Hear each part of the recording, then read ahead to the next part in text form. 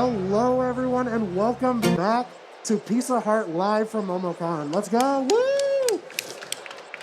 We're here to not only play Mario and Zelda games, but we're gonna speed run through these games. So our speedrunner today is Supersonic. You want to introduce yourself? Hi, my name is Supersonic. I'm primarily a Sonic speedrunner, but I've been speedrunning Super Mario Brothers for like 6 years now. So it's one of my first ever games that I owned, and then also one of my first speedruns. Oops, we're not doing Duck Hunt.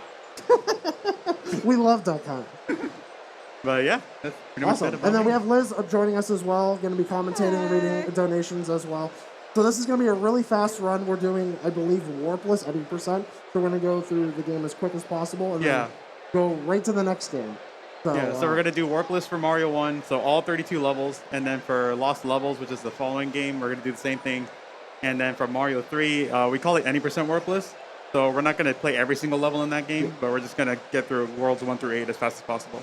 Okay, cool. So if everyone's ready in the crowd, everyone online is ready, we're going to start in. Everyone's going to count in. Yep. Let's go. 5, 4, 3, 2, 1, go. All right, let's do this. Okay, so is there anything magical about 1-1? Not really. It's a very iconic level. And yeah, I mean, there's really not much to say about it because we take a shortcut right here. True. So we're skipping like already a big chunk of it. Wow, okay, that hitbox was... I was not expecting that, but okay. This game's very interesting because if you follow speedrunning, it's been optimized to heck. It's everything is trying to save frames, and everything's trying to save just one frame to save a second somewhere, a third of a second, and everything like that. So Supersonic's going to be doing a lot of really cool movement things and trying to specifically like get the flag a specific way and stuff like that, which he'll go over as well. 1-2. We're already here. It is a stage. Originally, I wanted to keep Big Mario so I can get the Fire Flower in 1-2, but since I got hit, I had to take a mushroom for safety. And we're probably not going to grab the Fire Flower in 1-3 or possibly not in 1-4 either, because I'm going to try to go for a glitch. Okay. So every level you want to make sure you have a specific fire power, like your power. You want to be small Mario, big Mario, or anything like that. Yeah. Okay. So we're going to try to stay as Big Mario throughout the rest of this level. Okay.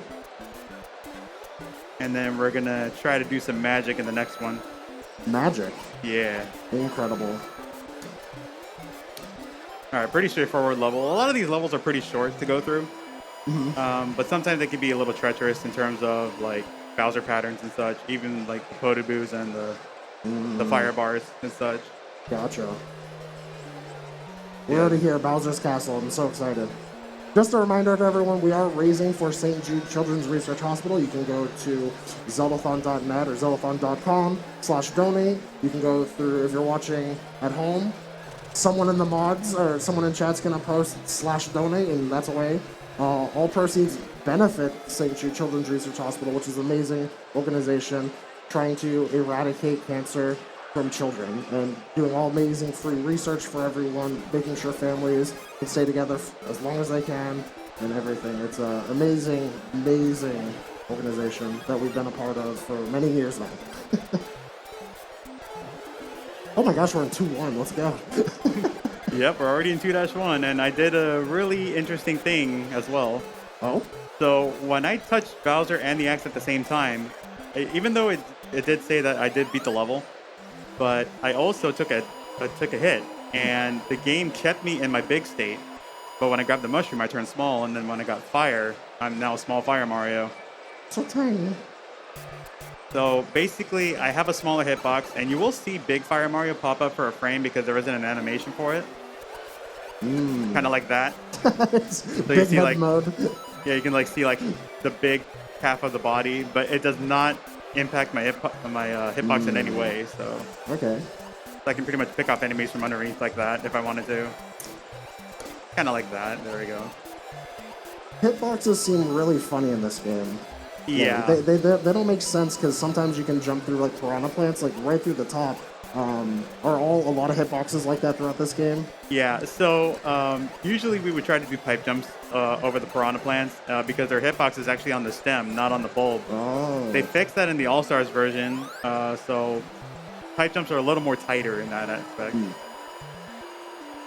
But yeah, just like that, we're done with 2-2, and we can shoot fire and water because Nintendo logic.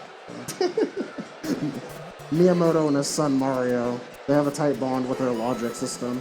Yeah. Sometimes we can get some pretty gnarly patterns here.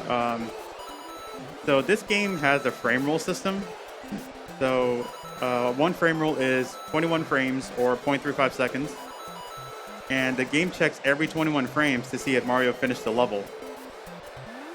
So they have this bus stop analogy, which was really overused, but yeah, so you can think of it like a bus stop. Each bus leaves every 21 frames or 0.35 seconds, and depending on when Mario leaves, that'll pretty much determine what kind of patterns I get in the following stages. Mostly in the castle stages, they're more important.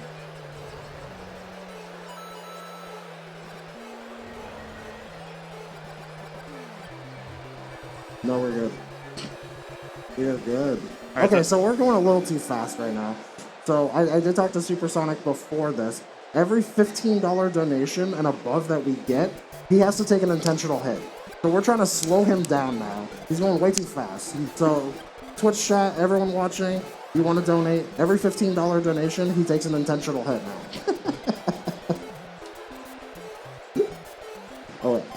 Incentivized. So yeah, the biggest reason why we have Fire Flower is because after each Bowser fight, if you notice that I shot Bowser with 5 fireballs, that doesn't collapse the bridge. So it saves about 2.5 seconds in each world. Except for 8-4, because timing normally ends on the axe grab in 8-4. But once we do that, we're going to switch over to the next game. So yeah, this game is actually getting a little more optimized lately. There was a new world record set by Nifsky a few days ago, actually. I think the time now is 1855.929, I believe. But Cosmic was the first person to break the sub-19 barrier in Warpless. I currently have a 1902 in this game, which used to be 3rd place, but it's now down to 13th. Because a lot of new runners came about, and a lot of them got sub-19 in this category. It's really cool to see Warpless getting a lot more attention, because for a while it was Warps, any percent was the big race to save as many frames as you can, but now that Warpless is getting a lot more attention, a lot more optimization, it's really, really cool. Yeah, and I personally like Warpless a lot more than any percent, even though I did start it as a any percent runner. But Warpless was more appealing to me because you get to play every single stage, and it just feels more rewarding. Oh dear, was that? Got a donation coming in? I heard a donation. Was that where I get hit? I think it might be. We did get one. That was not intentional. Thank you, Lady Hoshino. Take that hit.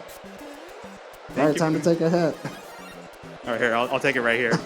Wait, you were small, now you're big. What the heck is happening? What is this logic? So whenever I take damage, Mario turns big, so I'm pretty much vulnerable right now. So if I end up taking another hit, I will die and lose this glitch. So I'm just going to go ahead and grab this mushroom for safety. And then I'll probably grab the Fire Flower, I guess in 4-2. Nice. Also, another thing to note, we're going to see a firework go off here. So any time we see a 1, 3, or a 6 at the end of our timer, that'll give us 1, 3, or 6 fireworks, respectively. 1 firework doesn't cost any time. But 3 fireworks cost about 1 second, and 6 fireworks cost about 2 seconds, roughly 2 seconds. Also, bottom route, best route. Count 1496. We rounded up. We rounded up for the kids. You gotta take a hit. You don't want me to take a hit? You gotta take a hit. Gotta take a hit. All right, who was that from? That was from Spirit of Water Montaru. Going too fast? I got you. Oh, we got another one in. Oh my goodness. 25 from Zero ST. What? Yogi SS. $25 gotta take a hit. Thank you. For your Even when donation. I'm about to die? Yep. Oh, okay. We did it. Also, we got did it. we got Let we him did go. it. Make things interesting. a very spazzy. We took a life. We slowed down the run. This is like pretty interesting too. I had never had to like intentionally take hits in this. So I had to like find interesting ways You're to professional. I've watched your streams. I've seen your runs. You're professional. You can handle all of this. do it. Yeah. Okay, this is not the run, and we know it. This is world record pace still. We're fine. World record pace for taking more hits or something. I'm gonna try to do a thing here. Let me see if it works. Okay.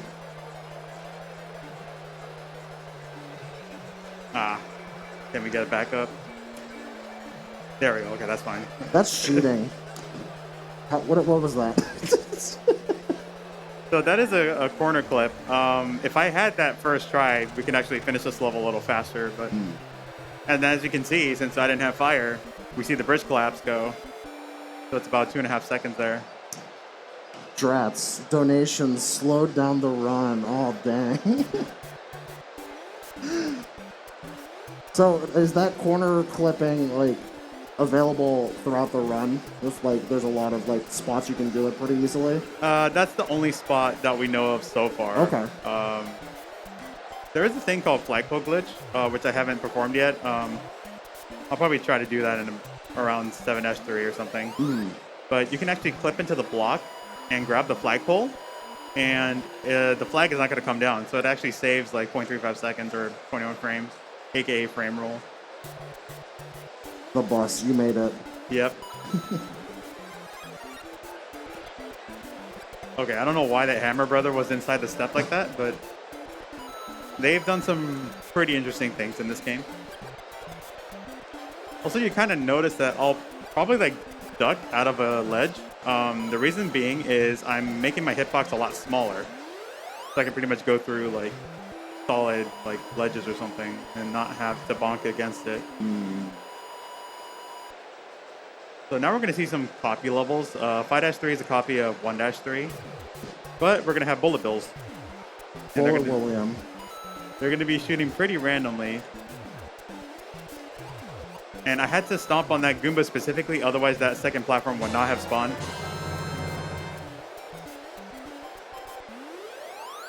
Guess what? I had to take a hit. Takes damage. Cure cancer. Thank you, Brawler. Thank you, Brawler. Thank you, everyone, so much for donating. Also, if you do have any questions in chat or anyone that wants to donate, feel free to ask the questions. Supersonic has a wealth of knowledge of all the Mario games and then Sonic games and just speedrunning in general. So if you have anything that you'd like to know, feel free to donate and ask a question. All right, we're already 5 worlds in for this one. We got 3 more to go. Heading into World 6 now. World 6 is pain. Yeah, so in the beginning here, I'm just going to jump up here. That'll actually delay the Lockitude throwing the Spiny down. If I didn't do that, he would have thrown it right away. All right, so we're going to try to get my power-ups back again. Can I do a duck jump? Okay. I was a little close. But...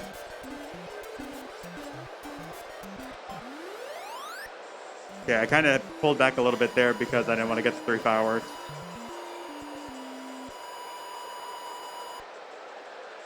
All right, 6-2 is actually a pretty fun level, especially when you have Fire Flower. Because this is pretty much like a good stage to practice shooting, pretty much. You can just pretty much get a feel for when to shoot the fireballs, especially since their trajectory are kind of weird in terms of like being in the air. Then I'm going to intentionally slow down a little bit on these stairs here, just to kind of prevent the 3 from happening. And then 6-3, it looks like a snow level, but it doesn't have any snow physics. Not yet. Miyamoto wasn't ready for snow yet. Yeah, it's just a color palette.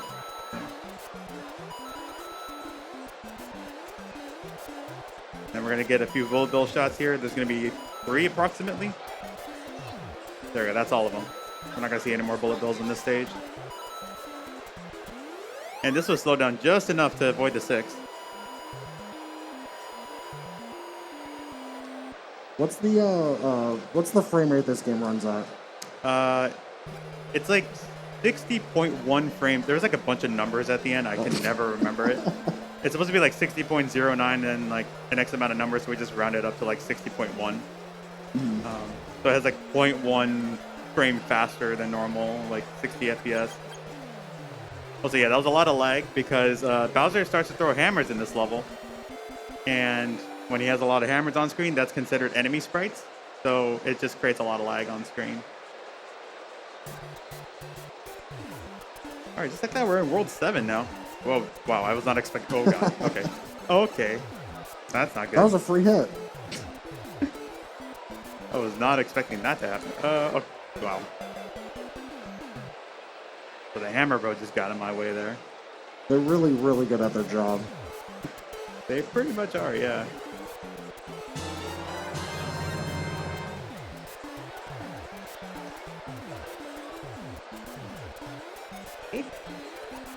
There we go. Oh gosh.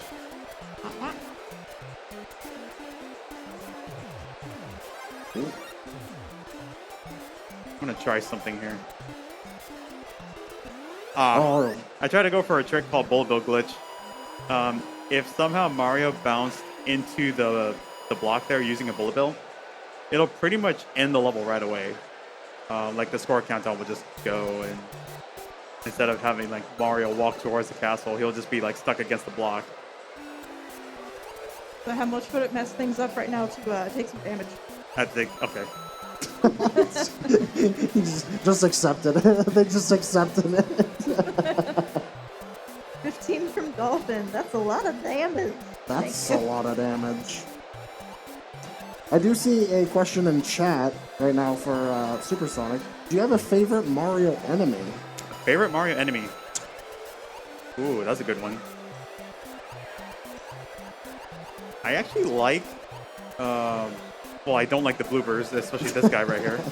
This guy's a troll. Yeah. My favorite enemy, I'm gonna say Shy Guy. Shy Guy's the homie. Yeah, they're just a very, shy, I guess. I love the Galoombas in Super Mario World. Oh yeah, those were good ones too. Those are fun. Who do you like, Liz? What's your favorite enemy in the Mario franchise? Bye, guys. Shy Guys? Yeah. Great. I like Shy Guys on stilts in Super Mario World 2 Yoshi's Island. Oh wow. So I didn't hold the button down long enough, so my jump ended up being like half instead of like a full jump. So now we're down to my last life here. If I were to die and game over, I have to redo World 7 again. So Okay. So what I want to do here is I need to either, which I'm about to do probably, get 100 coins to get an extra life. If I didn't do that, I would have to intentionally die in 8-1, so that way I can like Reset. lessen the time and like the time it takes for me to go back or something. Or like a strategic kind of game over, pretty much, to refill your lives and then just pretty much start at 8-1. Oh, so this is a maze castle. We didn't mention that in 4-4 because I went for a clip, but there's 2 maze levels in this game. So this is the second one. So just take this particular path, and then we're going to see Bowser. Just jump through the hammers. I had an opening there, so.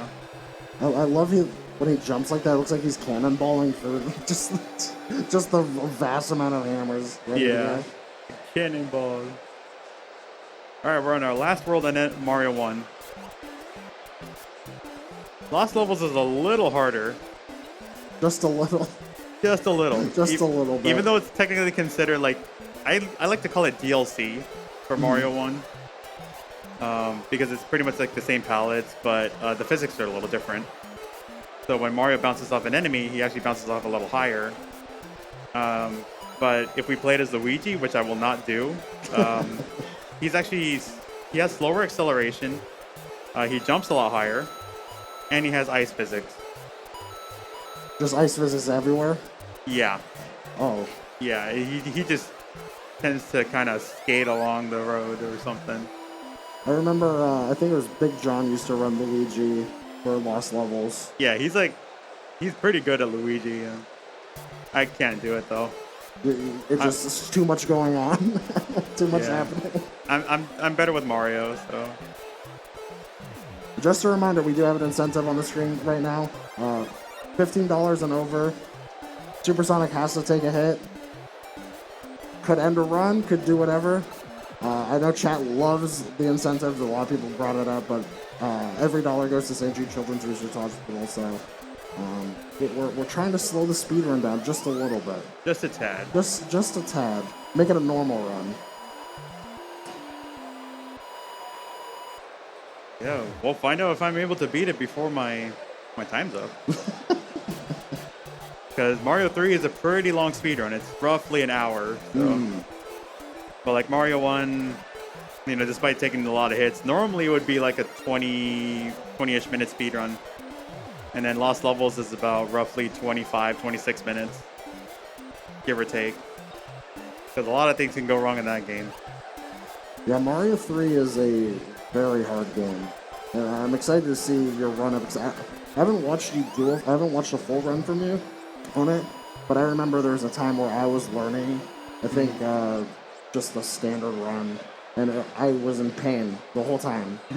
Especially towards the end with the hands. I hate the hands. Yeah, the hands are pretty tough. We're going to have to deal with that in World 8 pretty soon. Also, now we're in 8-4. Gonna try to go for a 2-frame wall jump, so I'm pushing B at a specific point. Oh, I got the 2-frame, but I missed the wall jump though, but that's okay. Now this is the turnaround room. Normally we're not supposed to go inside this pipe that I'm trying to go to right now. So I actually pushed the screen a little bit, so it triggers this screen right here. Instead of going through the normal screen, or the normal pipe. And then we got the water section.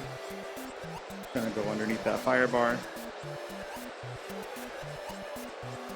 Okay, now it's the final room, unless Bowser decides to be mean. Yeah, that's not okay. Do that now. We're gonna switch over to Mario 2. Okay, that was it, Mario 1. Nice. That was you didn't even want to celebrate. You were done. You were just. I'm done. I'm gonna go to the next game. Done. Okay. So, Tech, can you switch us over to Mario 2: The Lost Levels? Now, this is a different game than when we got originally in the U.S. Originally, we got the Doki Doki Panic version. AKA the vegetable one. Yes. I'm actually not good at that game, which is why I chose this one. When I played Doki Doki Panic at any time, especially when I was learning the run, it's such a different game. But it is a really fun speedrun on top of that. But I don't know. I was just never good at that game. So I was like, I'll just stick with Lost Levels. I know Glitch Cat loves Mario 2 US. Yeah. Yeah, so this game, as you can see, when I bounced off the Goomba, it just bounced up a little bit higher. So that will come into play for a few stages later on. And every single stage is very unique, too. We're not going to see any repeat levels like in Mario 1.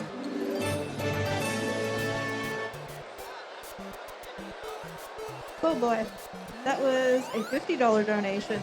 Go Supersonic. Good luck. $50? Oh no. Yeah, thanks. Thank you so much. So this game first came out, when did this first game originally release? Was it the SNES collection? Or the SNES all-in-one game, All-Stars? Yeah, so we found out about this game in Super Mario All-Stars, which is on Super Nintendo. Oh, wait a minute. Okay. So I actually jumped out of a mushroom grab there. So what I did was, during the power-up animation, I held the jump button so he can actually do a jump buffer out of it. Otherwise, I would have fell into the pit. But yeah, so this game came out in 1986 on the Famicom Disk System, which was exclusively to Japan. And apparently the devs didn't want to bring it out to the States because it was deemed too hard for the Western audience. So instead we got Doki Doki Panic, or like a reskin of it. And they pretty much treated it like, oh, Mario had a dream. Like, you know, he's not supposed to be in this game. So, and then with this game, I actually found out about it on Super Mario Brothers Deluxe on the Game Boy Color. Oh, wow. And that screen was like about a fourth of the size, and you can hardly see anything in that game. It's funny that back then when this game was coming out, games were too hard for the West, and now it's completely opposite. The West want the most ridiculous hard games all the time from Japan. Yeah, like the exactly. Soulsborne series and everything. So it's crazy how times have changed with difficulty and the desire for it. Also, this game is pretty notorious for invisible power-ups. Also, I'm going to see if I can try to do a trick here. If I did it correctly, we should see the flag despawn at the end. Okay, we did. So there's no flag. So that instantly pretty much put me into the castle. So this was discovered by GTAce, who's a fellow Mario runner. He was kind of messing around with 2-1 for a little bit, and when he discovered that the flag can despawn there, it saves 2 frame rolls, so it's 0.7 seconds. Or like, I don't know, I can't do math. 42 frames, I think? Yeah, that sounds about right. And doing math and speedrunning, that's like a thing. So, kind of too much on the brain. So with speedrunning, there's a lot of people that are interested in a lot of like different things about the games. Are you more in like the execution, or do you love looking at the science and trying to find new tricks and everything like that? Well, when it comes to speedrunning a game, normally I like to play games that I like. Okay. Mostly like Mario or Sonic or anything like pretty much platformers. But you can pretty much pick up a game and, you know, learn a speedrun, whether it's like watching a tutorial or joining a Discord or something like that. And there's like a lot of helpful people within those communities that'll, you know, pretty much teach you the ropes of how to speedrun this particular game. So when I first started speedrunning, you know, I had like legends like Andrew G, Darby, and Cosmic. They all taught me how to speedrun Mario 1. And, you know, as like years went by, you know, I taught a few people how to speedrun the game. Mm-hmm. But then I kind of transitioned over to being a Sonic speedrunner. And I've been pretty much on the Sonic grind a lot more lately. Even though like I can still play Mario games pretty much like you know, as if I'm picking up a bike again. Oh, wow. Well, I guess maybe, kind of, you know. Well, you did need to take a hit. We forgot about that, so boom, you took a hit. Okay. But yeah, you know, if I haven't played Mario for over a couple months or so, then, you know, when I pick it back up, it's like, oh, I never forgot anything. Like, I can still play this game. So it's like I have muscle memory for it. So, especially with, you know, playing, like, you know, this game, Mario 1 or Mario 3, as long as I have. How's the muscle memory from this game to Sonic, let's say? Because that's definitely a different game on, like, movement, obviously. One game's a lot faster on, like, movement. Yeah, so normally with Mario games, you have to, like, hold the B button to run. But with Sonic, you don't have to do that. You can just, like, hold the D-pad and move. I actually did double trilogies before. So I did, like, Mario 1, 2, and 3, and then Sonic 1, 2, and 3. And it's quite the dynamic, like changing from an NES controller to a Genesis controller. But it's a lot of fun though. Like it is a long speedrun, like first of all, but you know, especially like having to change consoles from an NES to a Genesis. But you know, it's like it's a pretty nice challenge, you know, especially for people that, you know, that want to get into like either one of those franchises for speedrunning. Like they can try both of them out at the same time and see which one they would prefer most, or maybe they can like both. And anyways, for 3-2, I actually did a trick there. Kind of see I'm going through the ceiling there, and now I actually bumped into it. I'm getting hit way too much. It's a hard video game sometimes. This hard game. No, this game, I've never beaten it. Yeah. I have tried it, and then I did I think it was like one of the rewind options one time. Just like, I just want to see the end of the game. Just give me to the end. Yeah, so, see here. There's like a lot of invisible power-ups. Luckily, I know where most of them are, so. Like, right here. I like how you call them invisible power-ups instead of the notorious term Kaizo blocks. Yeah. I mean, I feel like this game is like the beginning of Kaizo, because there's like so many invisible blocks in this game, and even I'll get caught into it too. Like, just out of nowhere, I'll get hit by a Kaizo block and fall into a pit or run into an enemy or something like that. Also, this one's a maze level 2, so we're just gonna kind of crouch under here and just walk right into the ceiling. That is actually, I think it's a 2-frame window to make that jump. But you have to like jump really light, so I would like kind of flick the B and A buttons together. So kind of, I don't know, it's like, can't really see it on the camera, but I'm kind of flick it like that.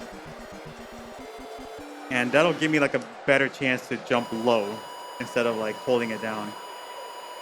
Gotcha. So it's like a short hop kind of thing. Yeah, pretty much. All right, we're already in World 4. This is crazy. This is so fast already. And now we get to see red piranha plants, in which they ignore like wherever Mario's position is next to a pipe, so they'll just pop out whenever they want to. And they're a little faster as well. Wow. They definitely are faster. So they ignore Mario standing next to it instead of with the green ones, they'll just... Yeah, the green ones, like if you're standing next to a pipe and there's a green piranha plant, they will not come out, but the red ones will. Okay. Okay, 4-2 time. Is there a lot more... did they add any new enemies into this game besides the red piranha plant? I think, well, we're gonna see a fake Bowser later on. Fake Bowser? What? Yeah, there's a fake Bowser in 8-4. We like to call him Bruce. Bruce? Yeah. Is that Bowser's like cousin or something? Yeah, so there's a funny story about that. So at AGDQ 2017, myself, Cosmic, Andrew G, Darby, and a few other Mario runners, we were trying out this trick called Devil Spell in 5-2. And then while we were kind of going through the 80% run for that game, there was that fake Bowser that I was mentioning, which we will see later on. And we were like, why don't we give him a name? And then somebody mentioned Bruce out of nowhere. And was like, okay, we're going to call him Bruce. And then my friend Takate, who's a good friend of mine, he actually has the emote of that fake Bowser with hearts on it and says like, that's like Bruce Love or something like that. And there was another fake Bowser in World 9. We call him Doug. Doug? Doug Bowser. The CEO. He's here. He is in this game. Oh, no. Before he was even the CEO. Yeah, but unfortunately we will not see World 9 in this run. Because right after 8-4, we're going to go straight into Mario 3. Amazing. We did hear some donations coming, so Liz, what's the scoop on these donations? $5 from Cougar1800, who mastered the art of invisible block technology. Who mastered the art of invisible block technology? That's a question. That is a very good question. I don't know. Who mastered the art of invisible block technology? I'd say all the Mario Maker people out there. They're masters of the invisible Kaizo blocks. Yeah. Those levels are ridiculous. Yeah, especially like the Mario World ROM hacks or something like that. Like they're synonymous for a lot of like Kaizo blocks. What is happening now? Is the game okay? Oh, so that was wind. Sometimes that'll pop up in levels, which would push Mario either like...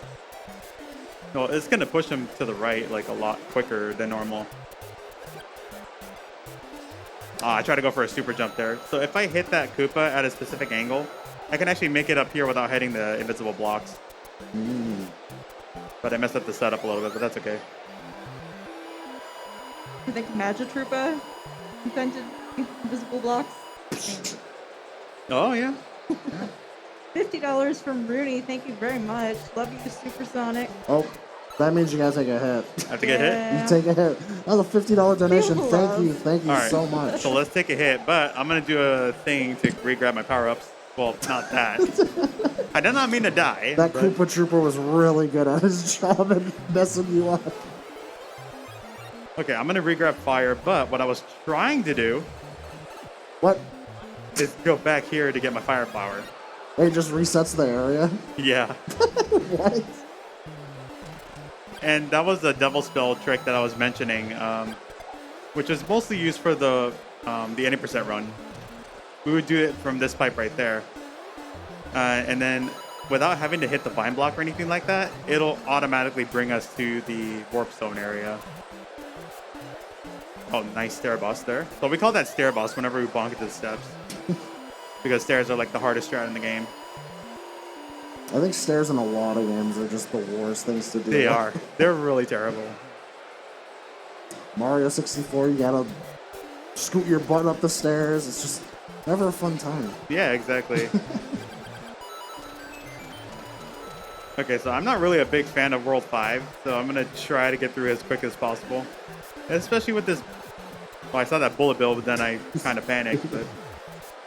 Wait, what's that blooper doing there? Yeah.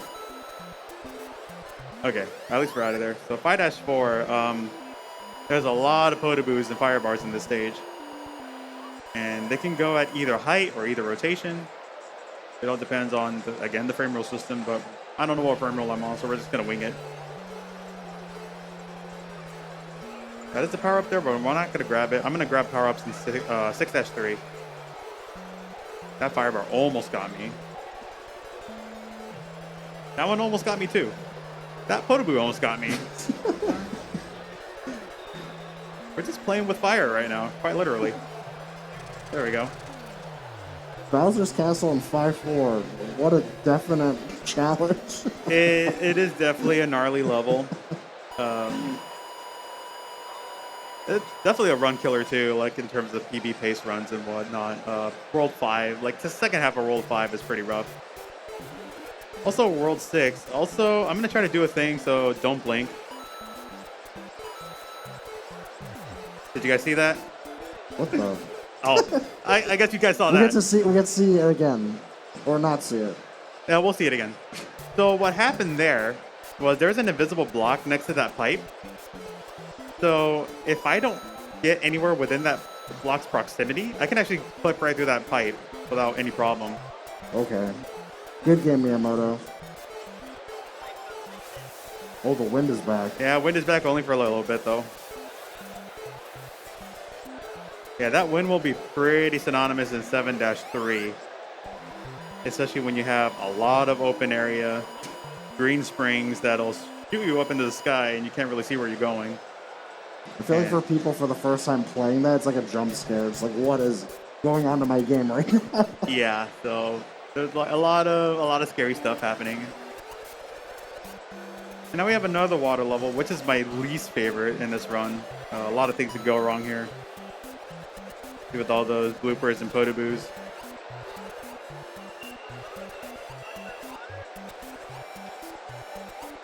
Okay, we're gonna go over here for a little bit. Sneak in through here. Try not to bonk into anything. At least the enemies are kind of nice in this level. I think I spoke too soon. Yep, I spoke too soon. Okay. Oh. So are bloopers and lackatiers like truly random, like enemies, like how their patterns work in this game? The bloopers, they have very tricky movement, so they'll just kind of go towards you or they'll go away. Mm-hmm. It all depends on where Mario's like on screen. Okay. And as you get close to them, they can pretty much change direction on you, like within the snap. So. Okay, so 6-3. This is actually one of the few stages where they have 2 power-ups. So that's the first one there. And then the second one, luckily, is where a checkpoint would be, in case I were to... Amazing. Well, thanks, Cheap Cheap. So yeah, as you saw there, even though it was a fire flower, and I took damage before grabbing it, it'll just pretty much bring me back to regular Big Mario. That Koopa Troopa is just there forever. Just watch Mario go past him as he was trying to be at the defense of the castle. Yeah. Poor Koopa. All right, 6-4. This is another maze level. We're gonna take this bottom path. We're gonna take this top path up here. Hopefully I did it correctly so it doesn't loop. Okay, I'm not gonna loop here. But I'm gonna try to advance the screen just a little bit. Let me see if I can beat this fire bar. Nope, rotation was a little too early. You can actually get past that fire bar by manipulating Mario's movement a little bit there. But it is a pretty tight window, and he throws hammers again. So. Again, World 6, so he starts to throw hammers. Now we're heading into World 7. This is the deadly world for many reasons. So it's your favorite area? My favorite area? I guess in World 7 specifically? 7-4. Oh, because it's the end. It's just, you're getting out of there. Yeah. Yeah, more wind, but we're not going to see it for that much. I do like on the nighttime levels that you can see the leaves on this. That's a lot better. Yeah, and like Mario's speed, like whenever he's being pushed from the wind, it can vary from like slow to fast at any moment. Yeah, I pretty much took the star for that section right there. We call it the Broopa, so it's like the mix of a Hammer Brother and a Koopa. And it is a very tight window to try to squeeze underneath them, but chances are the Hammer Brother can throw a hammer and yeah, things can just get awry pretty quickly. Okay, so now we're going to take this pipe up here, otherwise it would be an endless loop. So now we're going into the correct direction.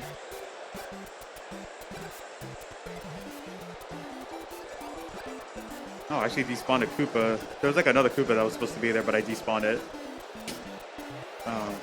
Which I probably haven't mentioned before. So the enemy sprites in this game, because of its limitations for 8-bit console, you can only have up to 4 enemy sprites on screen. Like any more than that, they'll just despawn. So in the All-Stars version, they actually fixed that to where you can have, you know, more enemies on screen. And also this is the infamous 7-3, so there's like wind blowing. And I gotta bounce off these green springs. The green screens. Yeah. Oh, that was a little slow. I'm gonna have to play this a little safe here. There we go. And I'm gonna gamble on this one. I should make it. Oh, barely. Ooh, wow. Oh, okay. That's not fair. Wait, that fire bar was in a bad spot. That Cloud 2 is not great at his job. Yeah. Just smiling. A happy cloud. There's a lot of happy clouds in this one, and some of them are conjoined as well. They got their brother, their sister, their relative. Yeah. Okay. Oh, whoops. I'm gonna wait on this fire bar right here. Yeah, I'm gonna go ahead and do a Koopa Shell combo for safety. This is to pretty much get a 1-up here. Also, even though it looked like the fire bar clearly hit me, there's like a tiny bit of space there where Mario can just kind of stand there and not get hit by that fire bar. Also, this Bowser fight's really mean.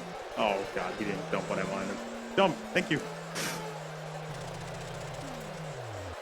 So we have a fire bar that's going counterclockwise there. And you want to have fire for that Bowser fight particularly because that can go as bad as it did right there. And now we're in World 8. I'm going to try to do a trick here. Kind of similar to what we saw in 5-2. Let me see if I can do it. There we go. So we advanced the screen a little bit. Also, that Hammer Bro is charging at me. Let's stand on this. There we go. Those hammers should have hit me, but the hitboxes weren't activated on the left side of the screen.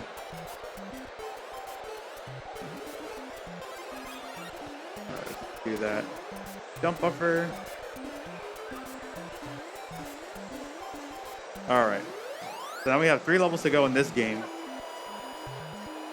And then after that, buckle down for a 1-hour-long speedrun of Mario 3. But in the meantime, we gotta find the vine here. Otherwise, this would be a pretty endless stage. I like the color palette on this stage. Yeah, this one's pretty nice. I like it too. Are they happy tiles? Yep. They look like happy tiles. Happy clouds, happy bushes. So yeah, if you don't find that vine there, the level will infinitely loop. It'll just take you back to the beginning of that screen. Like, it'll give you a pipe at the end, thinking that, oh, you're going to finish the level, but when you go in there, oh, it's just taking you backwards. There are some troll warp zones in this game, too. Like, if you try to go to a warp zone from World 3, it'll take you back to World 1.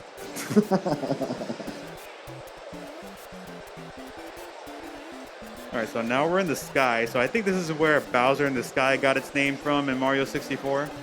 Particularly from this level. Because we are in the sky currently, and we're about to head into 8-4.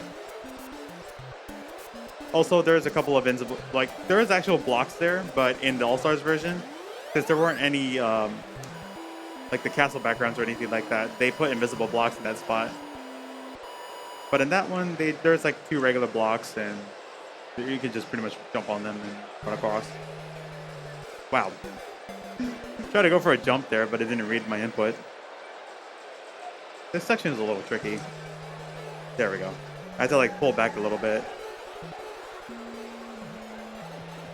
Alright, now we're in soda, pretty much. What would this be, like Pepsi or Coca-Cola? Or Dr. Pepper? Pepsi, probably. Bowser seems like a Pepsi drinker. I would say so, yeah.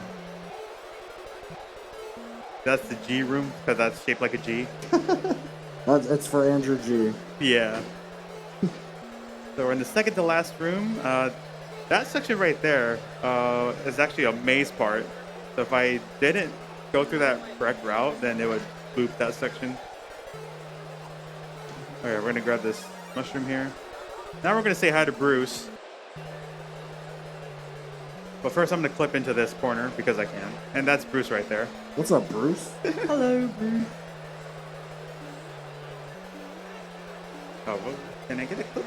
Ice Grove, I see you in chat and I appreciate your reference right now. Water in the fire, why? Alright, that's Oh, wait, the end we're of done. Wait, I look down, I look back up, it's all over. Alright, Mario 3. Make sure we switch over to Mario 3 for the Twitch audience as well. Yeah. Alright, here we Wait, go. why is the world, what the world map? What the heck's going on? Yeah, so now they introduced a world map in this game. There's a lot of levels on the map, but they're fairly short. And then we have the introduction of the P meter, which I guess is called like power or something like that. I don't know. Maybe Mitch might know. I'm sure he knows because he's like the master of Mario 3. Mitch has probably 600 carts of Mario 3. I believe it at this point. Yeah. So even though there's like a lot of levels in this game, they're very short. Although I'm not making it look as short because I keep on getting hit. There we go. Alright, now we're fine now. Mario 3 was essentially one of the last NES games right before the SNES came out, and they really put everything, they used the NES to the max on this game. They did. And you can tell from like the sides of the screen, it's like struggling. Yeah, exactly. And then eventually we got Super Mario World, which is technically called Super Mario Brothers 4. Mm-hmm. I think in the Japanese version they call it Super Mario Brothers 4, but then in the US they called it Mario World. So I grabbed the whistle there just to finish the level quickly. So that's going to be in my inventory spot at the very beginning. So I got to be careful not to use that warp whistle because we are doing this warpless. I tried to go for MFP tunnel right there, but oh my god. I just can't keep power-ups today. There's a lot of, they introduced a lot of new power-ups in this game that are very interesting and different types of Mario. Yeah. I really can't wait to see which ones you use for this run. So mostly for the run, we like to use the fire flower. Mm-hmm. You could get, well, like you could get the leaf as well, but it's actually a lot slower to have the leaf. Because Mario feels a little floaty when he jumps or like when he like landing or something. But yeah, sometimes we will use like a P-wing for a few stages just to skip it. All right, there we go. Got the mushroom back. But yeah, we mostly use the fire flower because it is like a little faster. And you could do like fire kills on the Koopa Kids, but I don't know how to do any of them, so I'm not gonna attempt it. I think the only one I know how to do is Wendy. That's about it. Because Wendy's pretty annoying in this game. Okay, so I didn't quite get the P-speed there, so I took the platform of shame in 1-6. Which is fine. I mean, it's no big deal. Alright, now we get to see the king turn into a dog. Toad is having a time of his life yelling. Yeah. Now we're grabbing the anchor. So this is actually a little joke that me and my friend Goofy Chocobo came up with. So when we were racing each other in Mario 3, we were trying to see where we were. So I'm gonna ask you, hey Goofy, where are you at? And he's like, I'm grabbing the anchor. And I'm like, I don't think I've ever heard anybody say that in this game. So now we made it into a thing. Now this is the first auto-scroller of the series, right? Yeah, this game is pretty infamous for auto-scrollers, mostly in the like levels like this. We don't really play the regular auto-scroller levels, like on the overworld, but in 100% we do. So, and of course we got the auto-scrollers in World 8, which we will see later on. So I've got the Koopa Kids. You just got to stomp on them 3 times and they'll end the fight. Or you can shoot like 10 fireballs at them. But they have very like weird patterns whenever you... Like it depends on when you enter the levels. So just like that, we're done with World 1. And then we're going to be given a letter from Princess Toadstool. She wasn't called Peach at the time. She was called Princess Toadstool. Wait, where the dog at? Yeah, so she's going to give us a P-Wing here. And then a lot of these items that she gives out will be pretty important in the run. Okay, now we're in Desert Land. We're going to try to build up P-speed right away. Also, like when I was a kid first playing this game, I thought Fire Mario like color palette, it looked like a chicken nugget to me. So I thought, oh, you know, like being like a 3 or 4-year-old kid playing this game, I was like, why does he look like a chicken nugget? So it's like, you know, the orange is like the crusty part, and then like his hands and face is like the white meat of it. And then like, I think the overalls is like marinara sauce or ketchup. I don't know. And then like the fireballs are like mozzarella cheese balls or something. So, from what I'm gathering, you love food. Yeah. You absolutely love food. So, you were saying a little bit earlier that you got the warp whistle. Does that get stored somewhere, like in this game? Like, how do items work in this game when you pick them up? So, there will be particular levels that we will skip. We can either like avoid it completely, or there's an item called a cloud. Mm-hmm. Then we can use that cloud to skip a level that we don't want to play.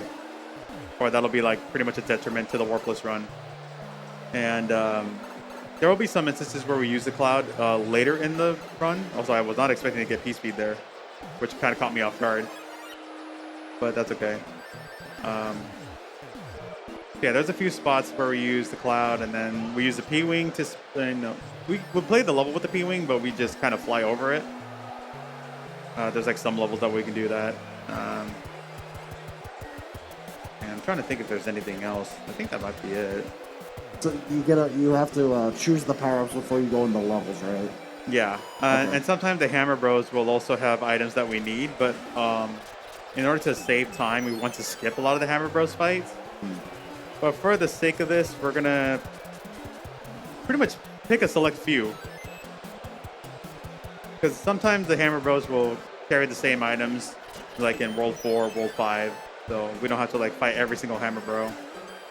That's good. I know with 100%, Hammer Bros are the annoying factor of each world. Yeah. We're trying to get to them. So it's nice you don't have to worry about them. Yeah, exactly. This is my favorite part of this whole game right here. This is the most satisfying block crushing. Yeah, that particular strat, Hackster taught me that, and he was like, "Oh, just do a full jump when the Koopa's coming close by." And I was like, "Oh, well, hey, that works." So now we got the angry sun. He's angry.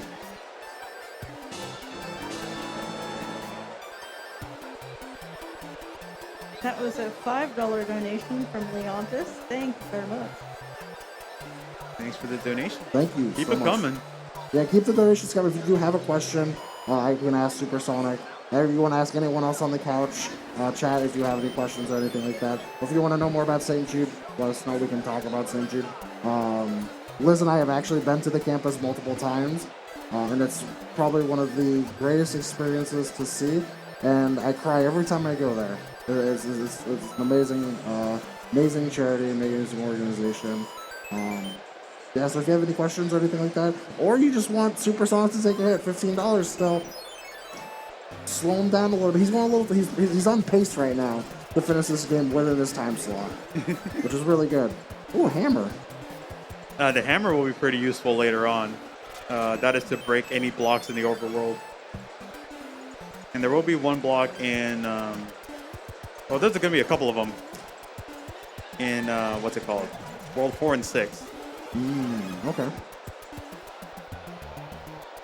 It's kind of funny. I keep on taking hits here. I'm just giving you guys freebies. This game's also where you can the screen doesn't lock. You can walk back and forth instead of guy from left goes to right. Bad guys come from right to left. Yeah. There we go. So now we're going to head into our second airship.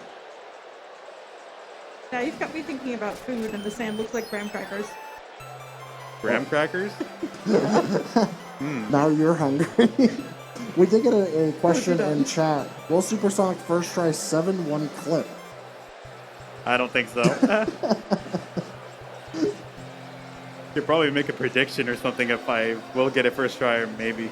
Wait, I just noticed this. Why has Mario got $27?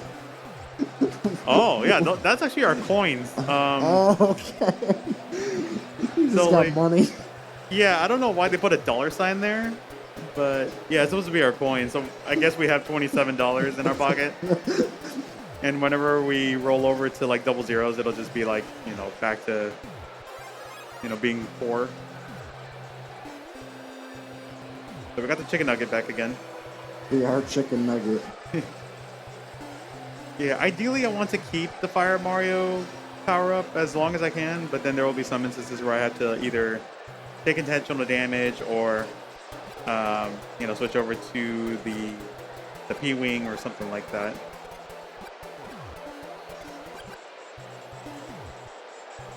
Alright, now we got our second one coming here, second Koopa Kid. Even though this guy is a little big, but he doesn't have like earthquake effects. But there'll be some heavy characters here. Whenever they stomp on the ground, it'll create like a shaking movement. That'll actually stun Mario. And the hitboxes are kind of tricky in this game too. We got another question in chat. Going for door 3? Am I going for door? I'll go for it.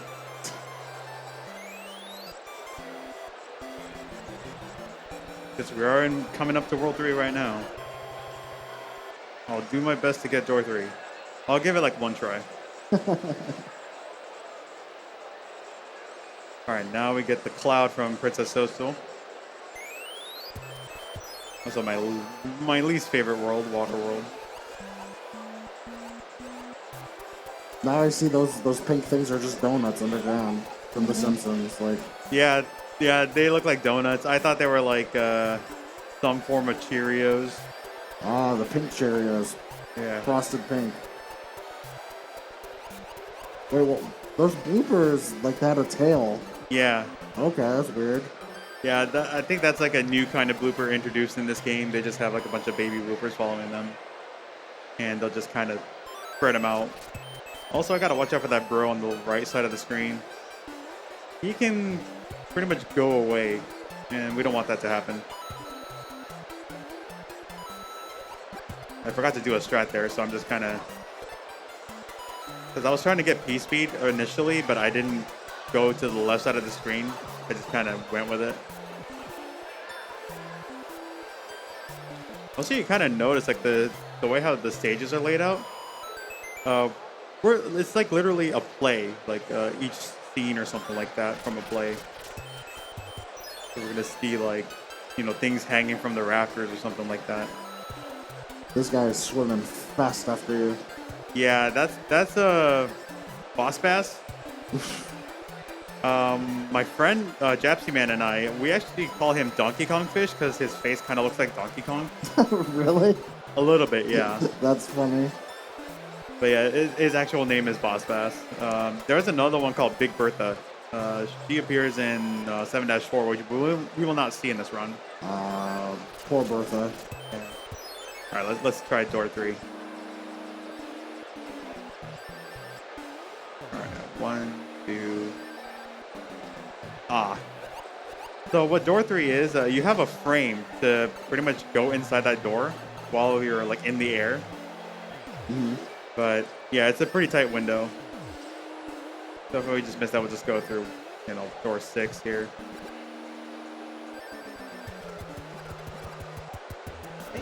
So yeah, we just use the fireballs to shoot down Boom Boom. Takes 5 shots, as opposed to stomping on him 3 times. Okay, I'm gonna try to chase this bro here.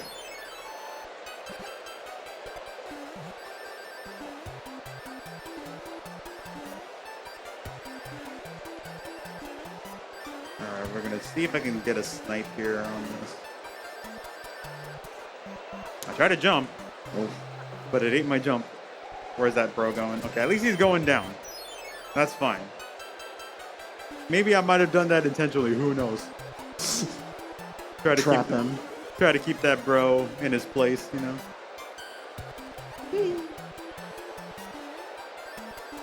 This game also runs at 60, correct? Yeah. Or 60.09 and a bunch of numbers at the end. The change. Yeah.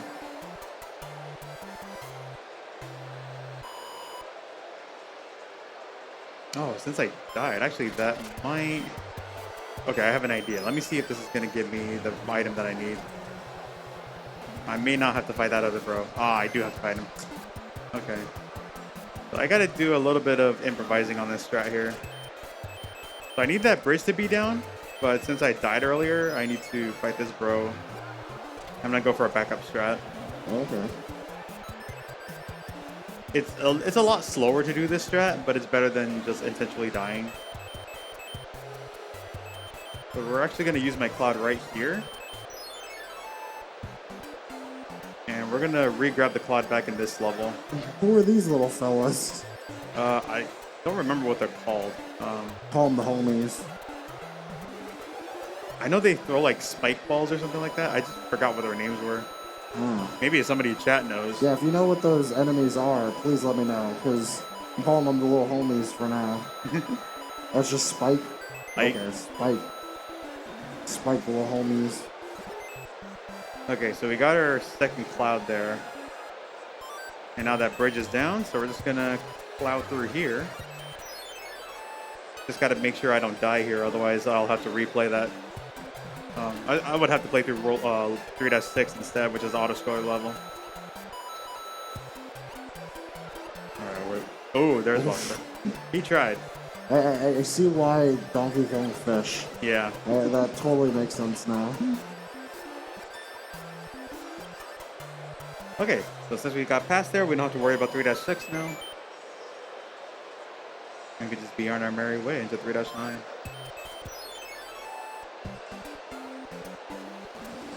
Okay, that was not supposed to happen. Okay, we're gonna get that backup fire flower right here. Wait, the purple bombs, oh my goodness. Yeah, normally I want to get that H jump, which is like a meme, but we're not gonna get the H jump. But we're gonna create a lot of lag because of these ice blocks here. There's just a lot of colors that are going through and just creates a lot of lag. Also, the trajectory of the fireballs are a little different in this game compared to Mario 1. I think it shoots down a little straight down this way, like diagonally. Oh, really? Yeah. It's kind of like in like Super Smash Bros. When Doc throws his pills compared to Mario, like they kind of like bounce a little differently. Yeah. Oh, he's the king has become Spike. Yeah.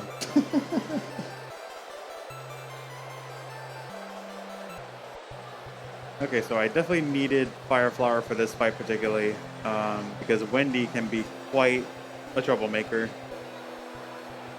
So how long did it take you to learn this game, like the Warpless route, like? So at the end of SGDQ 2017, Kurua, who was a pretty popular Mario 3 runner, former world record holder, he actually challenged me to learn this game. He told me to run this game Warpless and try to get sub 1 hour. And I was like, okay, I'll take him up on that. And it took me a week to get sub 1 hour. Wow. But learning the run, it took me a while. I think my first ever completed run was like, I think it was like 109 or something like that. Like an hour and 9 minutes. Then I brought it down to like 59. And then my current time is like a 55:09. I haven't really been grinding this game all that much. Mm-hmm. But world record is almost in the 49-minute range. So there's like a lot of like speed tech in this game that I haven't quite learned yet. But... Oh, Wendy's throwing out the hula hoop. Wendy, yeah, some of those fireballs just went right through. I'm gonna try to go for a risky hit. There we go. So yeah, the hitbox for the Koopa kids are actually their head, like not their body.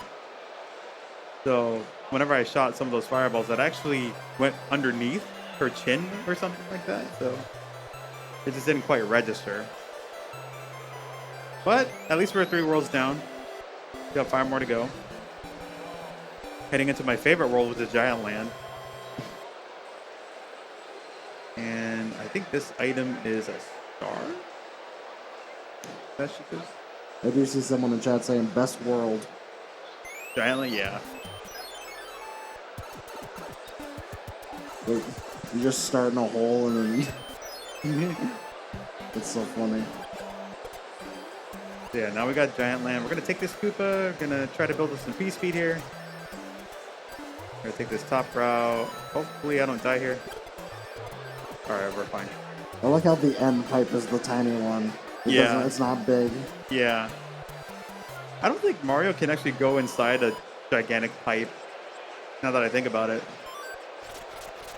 That's what's sad. Alright. That's 2. I love those levels because they have like Mario Flappy Bird energy. Yeah. Those are any other Mario games you do speedrun? Or is it just the original trilogy? I do speedrun Super Mario World.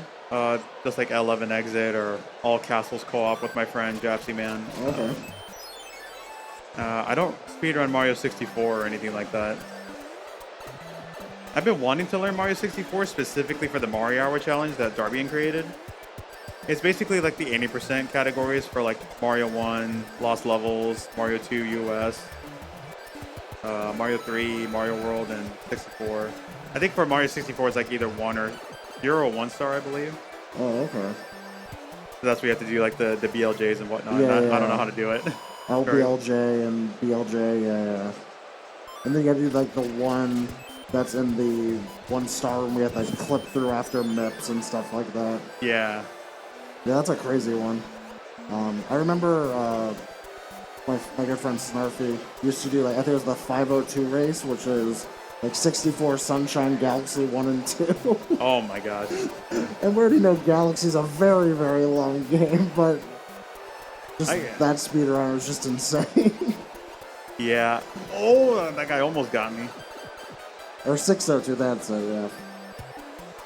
Yeah, that's a really long speedrun. And I've seen some people do it, but I couldn't just sit through all of it, though. It's a really long grind. Also, I'm getting a marathon of bros here. Oh, they're still going. They're still going. I think they're stacked on top of each other.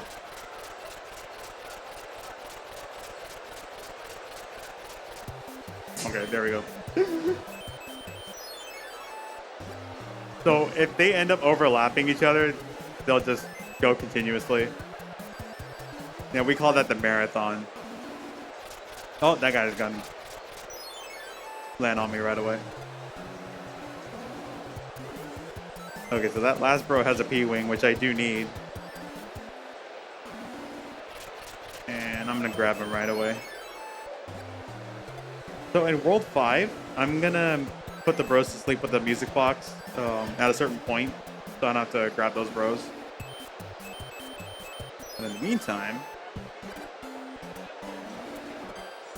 we'll just take a hit because, as we all know, I can't keep power-ups for some reason. We don't want that leaf. I'm gonna grab this star for safety, though. I love the eyebrows on the Goombas in this game. Yeah. Gives so much character.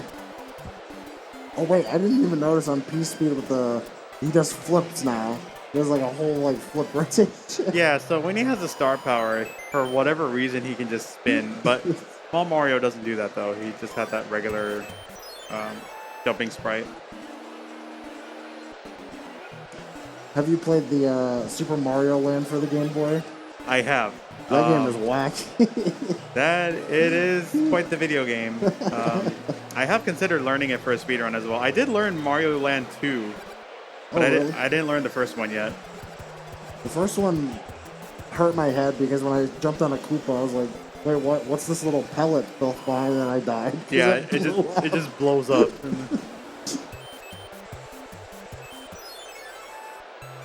Okay, now we're about to enter the slowest airship in the game, which is the World 4 airship. It moves at a blistering 15 pixels per second, while normal airships move at 30, and then there's a fast one that moves at 60. So we're going to be here for a bit. So that means get your donations in, ask your questions, you know. We'd love to see it take a hit on the slowest auto-scroller in the entire game. Yeah, as you can see here, it's really... It's about, I want to say, approximately 2 minutes long, roughly. And there's like another airship later on, which is World 7. That's pretty long as well. I do like the little nuts that you can just jump on and it just takes you across. Those are so cool. Yeah, but you have to like keep on jumping on them, otherwise they'll just fall right through. And I've done that where there's like an open pit, and when you end up dying in an airship, the airship will fly at a random spot on the map, and it could pretty much be in an area where you can't access it, or you have to like replay a level again or something. And that's pretty much like run done right there. Who is your favorite Koopaling?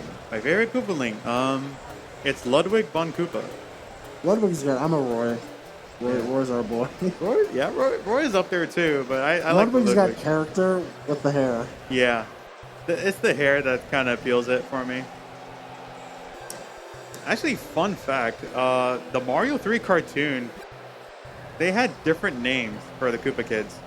Oh, really? Yeah, so they had like the original Koopa Kids from like Mario 3 and Mario World, but they gave them completely different names. That's like, so sad. Yeah, like for example, Wendy, she's called Cootie Pie. Then Ludwig is called Kooky von Koopa or Kooky something. It's the cousins. Yeah. It's not the Koopalings, it's the Koopa cousins. And then there's like Iggy and the other one. Was it Lemmy? I think it's Iggy and Lemmy. They're called like Hip and Hop. I was so sad when Super Mario Odyssey came out.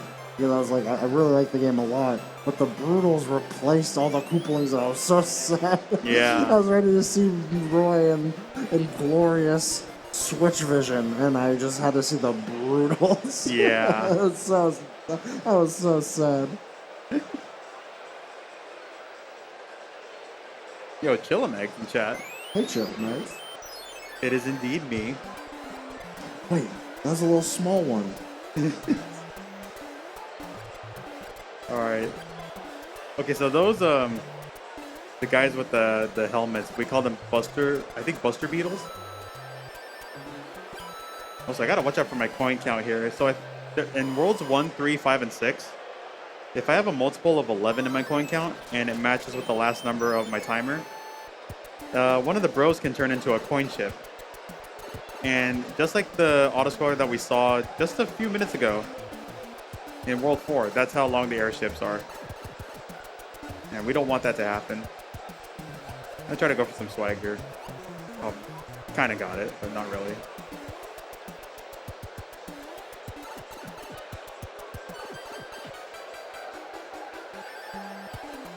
All right, and you kind of notice that I kind of turned a little bit to grab the card there. Because if I get 3 of a kind of any kind of power up, it'll give me like either 2 up, 3 up, or 5 up. Even though the 1-ups would be nice, but they cost a lot of time. So we don't want to grab those throughout the run. Also, I think the lava looks like ragu sauce. These just look like little wafers spinning around. Oh, yeah. Oh, yeah, those things, we call them waffles. Oh, the stroop waffle. Yeah. And then the lava's like the ragu sauce or whatever. Like any kind of pizza sauce or tomato sauce you can think of. That's the SpaghettiOs. Yeah. All right, now I'm going to play the music box here to put the bros to sleep. They'll be asleep for like one more turn and then they'll wake back up. But we don't have to grab them because we already have the items that we need in World 4. Or that we were forced to grab.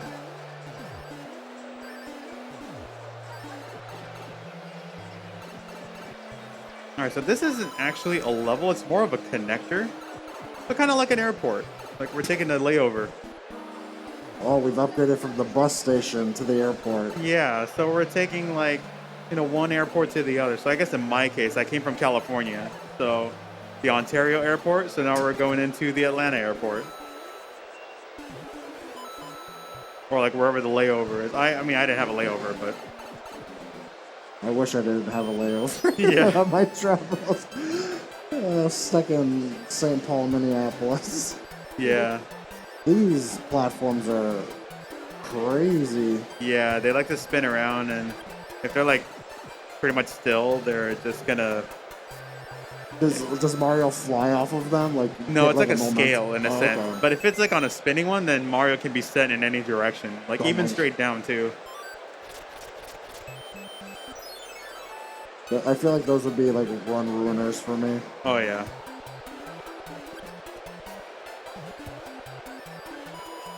Speed.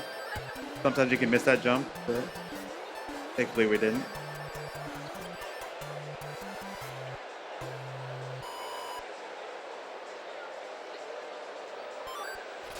Alright, we're gonna fight this bro here. And the item always likes to spawn on the opposite side of Mario. Like, it's never near him. So I kind of like pull away a little bit. And then I'll just like start picking up my momentum to grab the item quickly. Oh, wow. Thought I'd try to like land on the little block there. So we don't have P-Speed, unfortunately, for this one, but that's okay. Get right through it here. How long does it like take for Mario being like standing still to gain P-Speed? Like a couple seconds or something like that. I don't know the exact amount, but it takes a little bit of time. Like okay. I would say probably like 2 or 3 seconds, maybe. Like when you're on flat ground, or maybe shorter than that. Is there like fast ways like does jumping help? Like yeah, run back and jump and then try to gain it. Does that help it like gain it again? Sometimes. Okay. Fortunately, we took a death there because I miscalculated that jump, but that's okay. That's all right. I have to grab the mushroom again. Also, I'm miscalculating my jumps there. I think I need to lean in a little bit. You gotta get the gamer pose. Gamer lean. Get the gamer pose. I think I was a little too lax for the run, so... And I was like, okay, I gotta pick up the pace a little bit here because we got a show to run. Also, I gotta call Bowser's architect guy or whatever. I kind of wonder, how did they put lava in the ceiling there? Yeah, the architects for Bowser's castles in the first 3 games are insane. Yeah. They just do not make sense what's going on. Yeah, this one for whatever reason has a lava ceiling, which I think is pretty cool, but I don't think I want to have like lava falling down. But that might be a little too hot. All right, so now at this stage, we're gonna try to build up P-speed here. I gotta be careful on this jump. There we go. Nice. If I didn't do a duck jump there, I would get hit from that lucky too. Okay, now we got 5-9 coming up, but we're not gonna take it. We're gonna use our Cloud right here because it is a diagonal auto-scroller, and it's pretty terrible. Also, like one of my mods, his name is Chromogram. He's in chat right now. Whenever he sees a cloud, it reminds him of a tooth. Yeah, I think I saw them earlier say it was the tooth. Yeah. So yeah, they got the tooth. So now we're in Roy's airship. Let's go, Roy.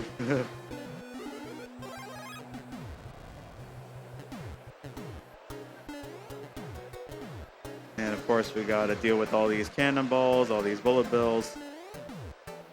And the bullet bills don't fire when I'm like near it, so.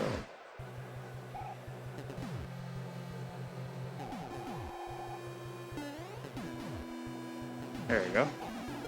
Wait, what? Okay, that doesn't make any sense, but okay. I thought I clearly stomped on it, but I guess not. It's interesting the color palette they chose for this game, like all the colors, especially from Lost levels where they were definitely experimenting with a little more bright and vibrant stuff and all that. And then this one, the sky is very much a color. Yeah. But Roy's looking great. Roy's looking hot. Yeah, he's a big boy, so he creates a lot of earthquakes. All right, so in World 6, the first level that we go into is a fortress level. I need to grab a leaf so I can do a double damage boost strat. And we're going to be Small Mario for a tiny bit. Also, we were saving Gandalf, by the way. Gandalf the Gold. Yeah. He just kind of looks like Gandalf to me. He's back to the old self. Yep. Old. Old. Not a bird. Now they're old. Oh, we're back at the airport. Yep. I need my hammer. So we're gonna use a hammer to get a hammer here. Also, we're on an ice level now, so we got ice physics. And we all know how dandy ice physics can be. Okay, and now I need to make sure I grab this leaf here.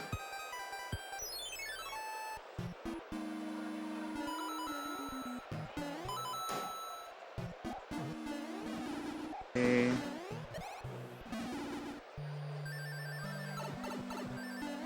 So that's intentional. So we want to be small here. Oh, I was not expecting P-speed. There's always those unexpected times where you get P-speed and it just catches you off guard. And also, hi boom boom, bye boom boom. Nice. And we get an upside down orb for our troubles.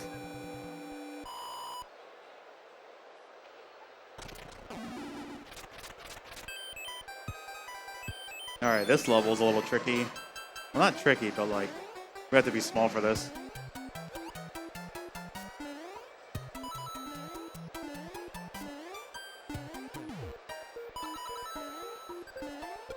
Oh, What the? there we go. Okay, we made it through. Whew. That was a scary one.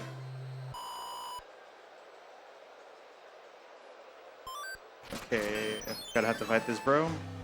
I'm hoping this will give me the cloud. And it is the cloud, so now I gotta avoid the other bro somehow. So is it always set on what the bros are gonna give on each world you go to? You can pretty much tell what item they'll have depending on which way they're facing. But a lot of times it doesn't happen that way. Also, we need the P-wing here. Oh, I didn't despawn it correctly. Gotta carry this guy. What I tried to do there is I was trying to despawn one of those enemies. But I think I messed up on my movement a little bit somewhere, so I didn't despawn them correctly. In my brain, those are baby munchers. Yeah. And they turn into the worst enemy. Yeah, exactly. Okay, I'm gonna go in this mushroom house to grab a hammer suit. And we're gonna use that for the final level. And all of these treasure boxes have hammer suits. Oh, really? Yeah. I was about to make you knew it already. Yeah. You could have told me there was it's like a random guess. Yeah. And I would have believed you 100%. Made it more impressive. Yeah. Unfortunately, we had to fight the bro there, but that's okay. Because we needed to break this block anyway.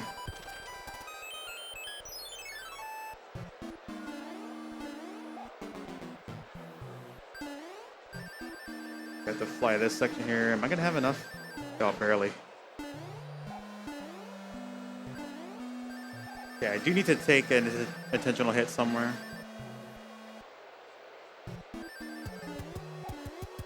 Got one. And take an intentional hit, because we don't need the leaf anymore. Nice. At least not for this stage. We're going to use the P-Wing again in the following.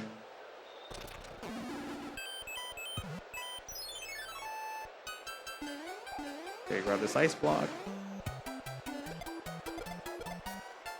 That created a lot of lag, too. I was about to say, that is a lot of lag that just happened. No H jump again. Actually, we can just do this. They're kind of an H jump. It seems like this game, you're always strategizing what you need not to do, and then you're also just fighting the game's like physics, but trying not to overload and lag the game all the time. Yeah, and this run is pretty fascinating too, because there's a lot of strats you can do in this game. When it comes to Warpless, there's like various different things. You can improvise strats, you can like pick your routing or anything like that, and you can still manage to get a pretty good time on it as well. So yeah, this is our P-Wing level where we just kind of fly over. Now we go into this fortress level, which is my least favorite. So that's an intentional hit to get rid of the P-Wing, or the leaf, because we don't need it. And it slows us down. That one, oh god, I'm dead.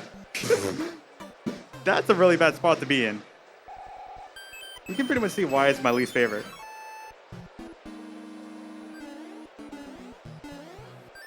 Okay, I need to grab a mushroom here for safety. I love these ghosts. Yeah. They're so funny. Yeah, these conveyor belts don't make it any easier. There we go. Okay, we are approaching World 7 very soon, and we do have that infamous 7-1 click coming up. I'm gonna try to go for it first try. Why did he slide like that? Okay. That kind of scared me. He's trying to do an electric slide towards... I don't think I've ever seen him slide like that. But, you know. As they always say at GDQ, I've never seen that before. Never seen that before, yeah. I love this animation, the seal. What That's is so seal? good. For the animation, that's insane. Yeah. That's crazy.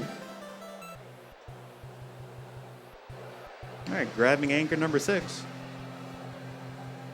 And I do need to grab the mushroom here so I can go for the clip in 7-1. I don't think it's doable as Small Mario, although I never really tried it, but from my assumption, I don't think it works with Small Mario. But we definitely need Big Mario here.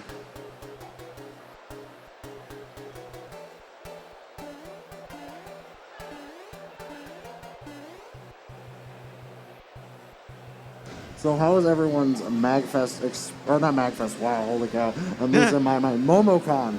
How's everyone's MomoCon been? Supersonic, how's it been going so far since this day 1?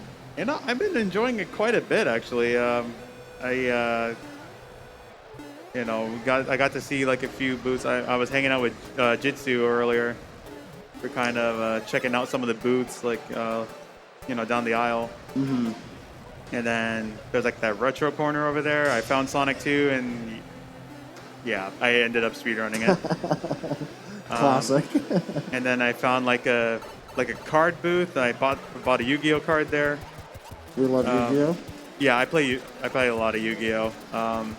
Myself, Japsy Man, and a couple other people, like, we play a lot of Yu-Gi-Oh together. Like, especially back in high school, because that's how we first met. And so we connected with Yu-Gi-Oh and Smash. I have been playing Yu-Gi-Oh since 2006, and I spend way too much money in it way too often.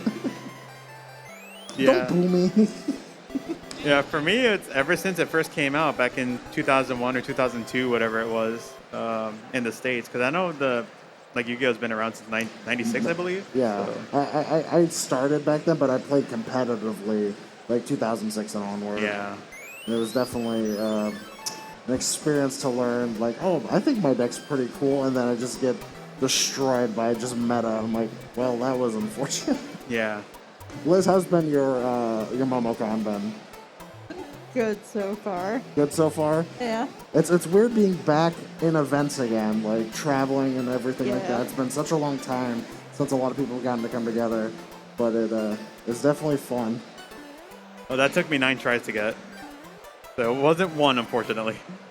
It's okay, you went through the wall. Yeah. You just went through the wall. And I hope everyone in our audience has been having a fun MomoCon here. It's been a great experience. This hall's amazing. It's so much bigger than like the 2019 one because we're in a completely different part of the convention center, and just so much more arcade systems and games, and there's a Smash tournament happening. There's trading card tournaments happening. It's such a fun experience. So if you're able to come out and you're in the Atlanta area, please come and check out MomoCon. It's such a fantastic event. Yeah, it's my first time being here too, so very grateful and thankful to be a part of the Zeldathon crew, and being able to showcase some speedruns for this event, Piece of Heart, in which we are in our first Piece of Heart basically, because if we got 3 more days to go after this, so that'll be a full heart container. We definitely have a lot of awesome and exciting events coming up throughout this weekend. We do have the Triforce Quartet playing on Saturday, which is going to be awesome. Oops. We have Robbie from the Super Soul Bros coming and hanging out and playing some Ocarina of Time. We have a bunch of cool glitch showcases, cool speedruns for Ocarina of Time and Majora's Mask, which are a lot of crowd favorites. Just a lot of really cool things. Tonight we have a crazy cooking segment. No idea what's going on with the cooking segment, so definitely keep watching, check it out. We'll see what happens with it. I've seen a lot of awesome cosplays so far just today. Oh, there's we've got a so cosplay many. contest on Saturday too. Yeah, That's gonna be. I'm really Yeah, so looking forward to we're having a that. Zelda cosplay contest, but we're going to open it up to anyone who wants to show off their amazing cosplay, so that's going to be happening as well. There's been a lot of amazing cosplay here. It's been really cool to see. Did you see the Moana earlier? Which one? Who was that? Moana? Yeah. You like the Resident Evil tattoo? I am a Resident Evil, classic Resident Evil speedrunner, just like 1, 2, and 3 are the ones I speedrun, just like Supersonic with Mario. 1, 2, and 3. Yeah. The classic ones. I'm actually going to start learning Resident Evil speedrun very soon. Oh, really? Which one? Resident Evil 5, co-op with my buddy Japsy Man. Okay, I was gonna ask because the 5 co-op speedrun's incredible. Yeah. Whoever Sheva, I feel bad. Yeah. Because the mashing at the end is the absolute worst. Yeah. But my all-time favorite Resident Evil is actually Resident Evil 4. I like 4. It's definitely a different game. Yeah. I very much love the tank controls, and I like a lot of the puzzle-solving aspects. So it's a very decisive game for me because I'm like, I hate Resident Evil 4 because of like how different it was, but it's a very good game that changed. It made a whole new genre of games, which is awesome That's to see. right. Like, yeah, so we'll actually do a quick roll call. So we have Supersonic on the couch playing the game. We have Liz here, Lizardu, who is reading our donations, talking. I'm Campy. I'm here hanging out and making the run funny sometimes. I don't know. Oh, we did get a donation in. Awesome. Yep. What? $15 from the Sound Defense. Great job on the speedrun, Supersonic. Now damage yourself for my amusement. I gotta find a place to get it. Let me see. Oh, I know where. Okay. I'll have to do it in the airship.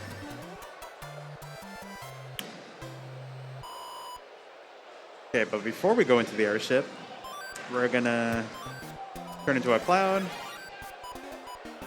make that piranha plant thing go night-night, and then we go into... Hello, piranha plant. This is where Petey comes from Sunshine. That's probably baby Petey piranha plant, possibly. I mean, I don't know. It could be a potential, you know.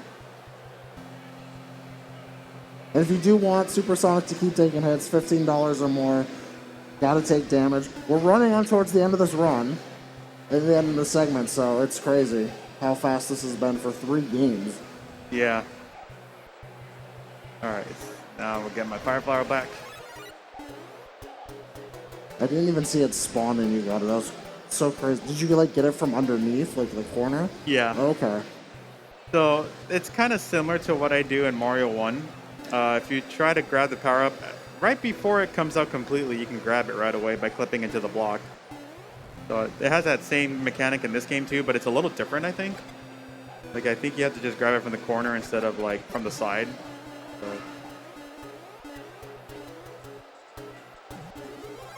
yeah, it's probably like on this bottom corner right there. Oh, okay.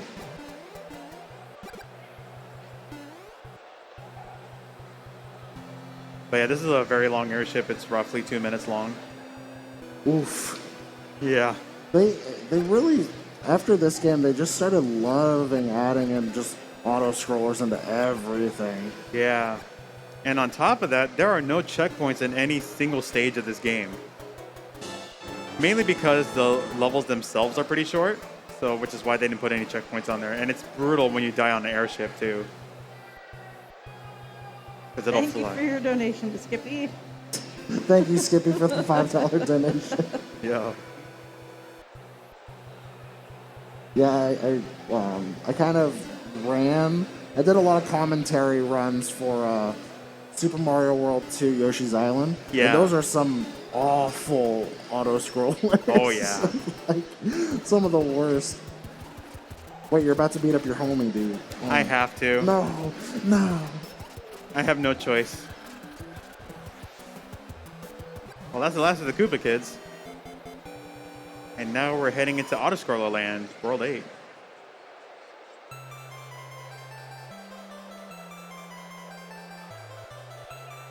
Okay, so normally we would get a note from Princess Toadstool, but this time, as we save this guy, I think he's wearing a kilt. I don't know. Kind of looks like it. Okay. But instead of getting a letter from Princess Toadstool, we're going to get a letter from Bowser himself, but he's going to be like, yo, at the very start. But we don't read the rest of it. Wait, there's just tanks in Mario World has got tanks. Yeah. Suddenly Bowser has tanks.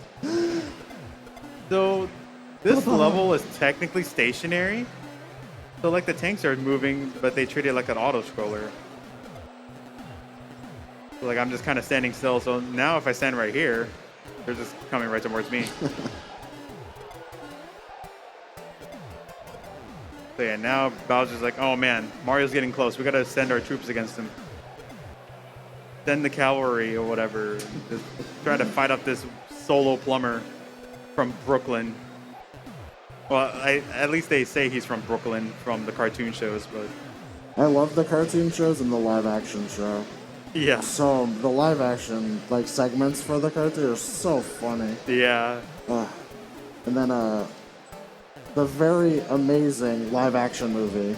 Oh, yeah. I love that movie so much. Because I think my favorite little feature, because there's obviously in movies like that they do, like, sponsorships. And the Bob-Ombs have Reebok shoes while they're walking around. So if you're ever watching that movie and you just see the Bob-Omb, they're wearing Reeboks walking around. Speaking of the movie, what are your thoughts about the upcoming Mario movie? I think they casted everyone but one person incredibly. Yeah. I think it's pretty obvious too, right? I think everyone. Charlie Day is my like. I'm so excited to see what Charlie Day does with Luigi. Like, it's gonna be amazing. But yeah, I'm very excited to see what happens with the movie and like how they do it because video game movies have gotten so much better. I think the Sonic movies have kind of set a really good bar. Yeah. For like what video game movies should be. So I'm excited. Miyamoto seems excited. You know. One of the hardest power-up grabs to get. Which is why I took damage initially, because I wanted to get rid of the floatiness of the leaf. Oh, okay. And just kind of crouch up into that gap there, grab the fire flower. It's a very easy power-up to miss as well. Like, even if you try to go for the corner clip, that is another option you can go for. But ideally, you want to just kind of jump, crouch into it. Mario's momentum in this game is really hard to control, especially when you're fighting like P-meter, but he's very floaty a lot of the time. Yeah. Like, it's very different from the first two games. Yeah, they pretty much changed the physics in Mario World. They made him a little more... I don't know if like heavy is a proper term for it or something like that, but he's not as floaty as he is here. Yeah, that was the one, because I didn't learn 3. I learned 3 mainly because of an event series I run, which is Mario Masters Coliseum. And I was like, man, everyone talks so highly of Mario 3, let me try to learn it. And at the time I was playing Mario World, and going backwards to a very floaty character it really was like, I couldn't break habits. Like, there were so many bad habits I had going into this game. Yeah. Alright, we got the hands coming up. How many are we getting? No hands. What? Okay. That's the first time I've ever seen that. We get no hands. Wow. I've never seen a no hands segment. That's incredibly rare. That is very hard and very rare to get, because the first hand will grab you like at least 97% at a time. Also, I don't know why I jumped into that frame. I was just, or the wrench, but... Mitch was crying. But yeah, that first hand is like a very high chance of being grabbed there, but thankfully I didn't get grabbed, so which is pretty crazy. Also, I need to be careful and not die, because if I die, I'll have to play through the hand levels. I'm sure of it. So. Right, let me try to focus a little bit here so I don't die. Oh god.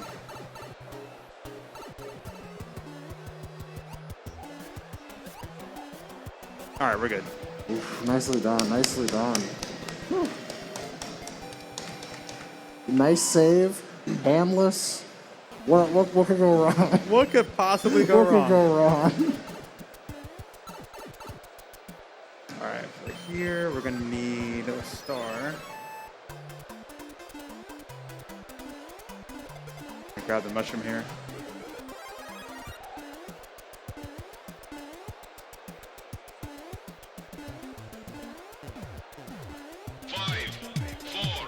Go. Whoa, what was that? We got a donation. I haven't heard that sound. I never heard that sound. That's a new one. Thank you, Argatlum, for the $54.31.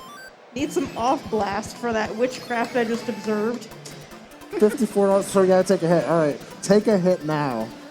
Oh, like. Oh, we did it. Thank you very much for that awesome donation. Okay. I'm still mind blown from handless. Oh, okay. Now we'll treat that like a hit. It came back. Okay, since we don't want to deal with that again, we'll just go through the quicksand here. Wait, you can just go through the quicksand? Yeah. I would never have guessed that at all, because I was just like, oh, I'm going down. I'm gonna perish. Yeah, they're just trying to deceive us with that. But it is a lot slower, but we don't want to deal with the angry sun because he's completely despawned now.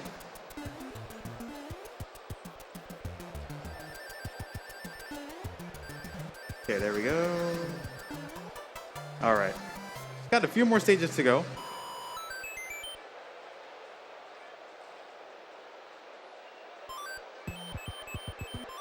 Gonna use up another star in this level. Oh, baby, a triple! Oh, yeah! Oh, yeah. Thank you, Peter Bob. 33, because it's Mario 3. I don't know. So that means we gotta take a hit. There we go. Let's go. Let's go womp. Or thwomp. Yeah. I like the mini ones, the flimps. Those are my favorites. Yeah, I am not gonna go for the. Oh, I tried to go for the door there, but I jumped a little bit too short. But we're gonna do a fun backup. First, we're gonna grab the fire flower and position Mario right here.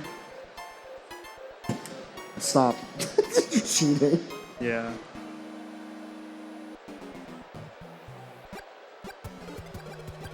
There we go. How many boom booms are there? There's just like a clan of boom booms, like a family. Yeah, there's just a bunch of them.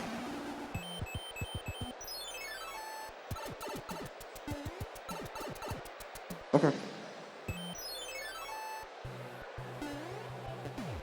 All right, got our last auto-scroller. And we'll just be on the top of it for no reason. But you can pretty much see where I am, though, from the fireball. Let's jump across here. Oh, fell right through. That's okay. But this strat right here in particular, if you just stay on the right side of the screen and keep shooting, you won't get hit. And I always mess this up. And this is to go even further beyond.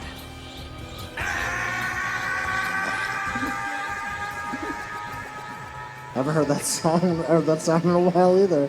What's up, Goku? What's going on? Super Saiyan 3. That was $90 from Argatlon. Holy Thank cow, you very Argon, much. thank you so much. Beyond witchcraft. All right, that means I take a hit. Did it.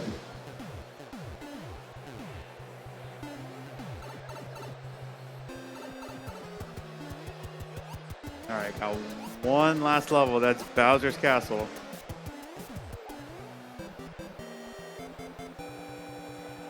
And this is the reason why I saved the hammer suit.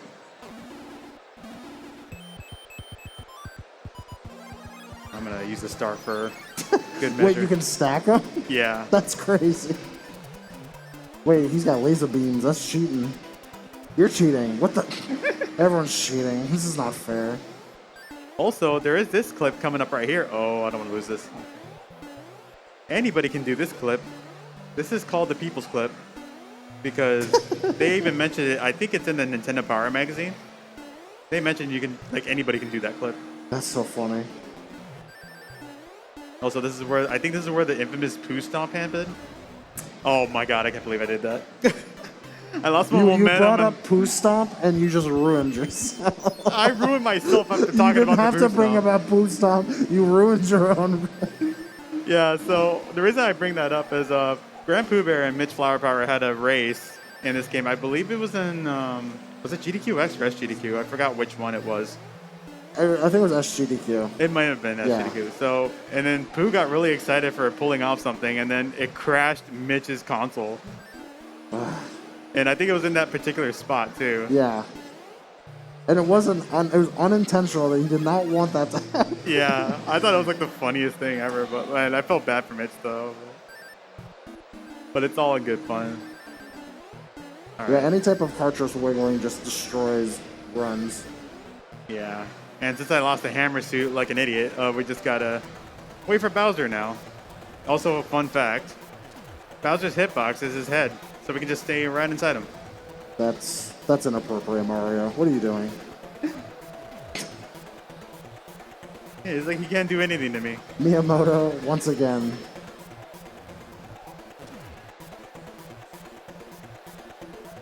Alright, just got a couple more blocks to go through.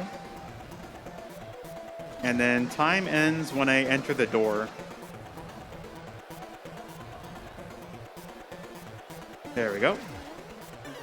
Time. That's You know what that time. time is? 8:50 exactly. You finished 10 minutes before. The end of the run is now. Wow. The segment is done. You did it right on time. That was incredible. Thank you very, very much. Any kind of final words you want to? No, thanks for having me. You know, I appreciate the Zeldathon crew and everything. So, thanks a lot. I know we got a show to run, so let's keep it going. All right, so up next with the Kenstone team. Everyone's going to be out here. We have Link's Awakening Rapids Ride. Stay tuned. Keep those donations coming in. Everyone, have a great MomoCon that's hanging out here, and we'll see you in the next segment.